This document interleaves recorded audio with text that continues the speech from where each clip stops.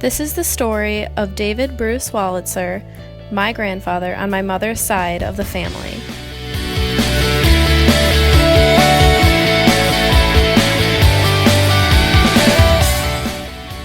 David was born in Chicago, Illinois on April 11, 1939. He is the son of Walter Wolitzer and Rosalie Annis. Due to the stock market crash, David was poor. David was very patriotic and very proud of his country. At age 18, he enlisted in the U.S. Army. In 1962, he married my grandmother, Judith Diane Wolitzer. Grandfather and grandmother moved to Alaska due to the relocation of my grandpa's position in the U.S. Army. My grandfather was supposed to be relocated to Fairbanks, Alaska, but was detained in the process. At the time my grandfather was supposed to be stationed in Fairbanks, Alaska, the Great Alaskan Earthquake struck with a magnitude of 9.2. Many of the troops and residents living in Fairbanks, Alaska did not survive the earthquake. There's a good chance that if my grandfather was stationed in Fairbanks, that I would not be here today. After serving in the Army, my grandfather and grandmother returned to Genoa, Illinois. After returning home, my grandfather went back to school to earn his degree and get a new job. While my grandfather was back in school getting an education, the Civil Rights Act of 1964 was taking place.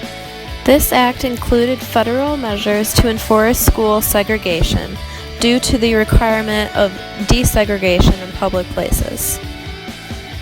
This bill caused a lot of controversy and wasn't necessarily accepted right away, as it took time to get used to the new way of life.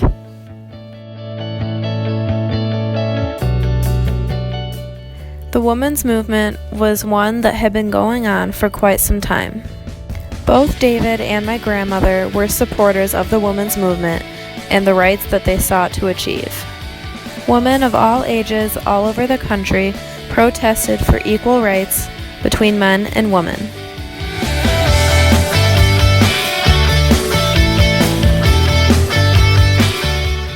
One main focus was establishing equality between men and women in the workplace. Along with this movement, on September 23, 1966, the minimum wage increase was from $1.25 to $1.60. This change in minimum wage reduced the amount of people being hired and increased the prices of everyday items. Anti-war sentiment swept across the country during the Vietnam War.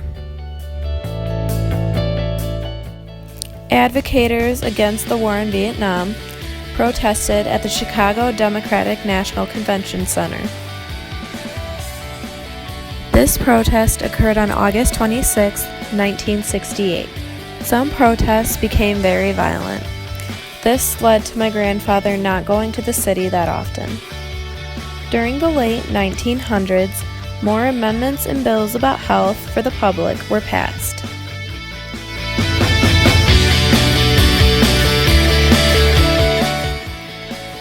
EPA, the Environmental Protection Agency, was formed by the government to help ensure these new laws and bills would be enforced. One example of this is the Clean Water Act. This act allowed the EPA to set acceptable levels of chemical, biological, and radiological substances in public water systems. A second example is the Toxic Substances Control Act. This gave EPA the power to gather information to determine if chemicals are toxic to human health or the environment. Both of these acts help protect public health for all Americans. David had 3 children and several grandchildren. My grandfather passed away in 2009.